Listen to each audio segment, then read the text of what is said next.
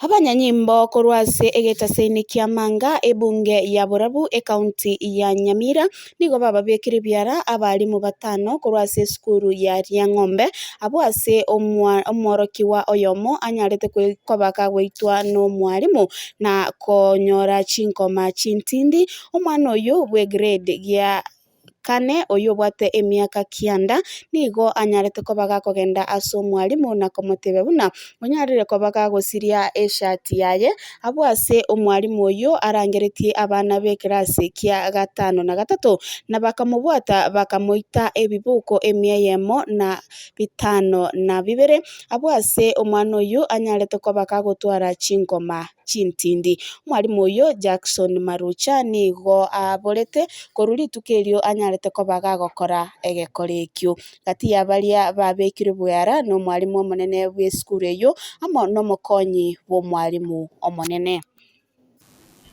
mbele mguu mpaka nikashindwa hata kunini, wakaanza kunitandika. Kwanza sikusikia, ya pili, ya tatu nikaanza kusikia uchungu, wakatandika viboko zaidi hata sizikahesabu.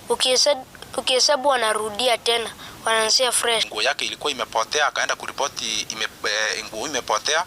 Huyo mwalimu akamwambia watoto, wakamshika na akatandikwa, na hao watoto ndio walieleza ya kwamba huyu mtoto aliweza kutandikwa viboko 107. Hivyo ndio watoto walieleza.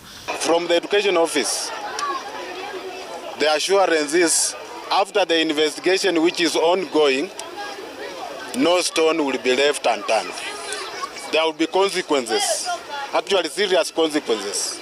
Tuliraukia hapa mapema mwendo wa saa 11 ili kuchunguza tupate ukweli wa mambo, lakini uchunguzi bado unaendelea, na baada ya uchunguzi tutatoa ripoti kamili. Ministry of Education iweze kuangalia hii shule, imurikie sana na waweze kufanya kitu inaitwa overhaul ya management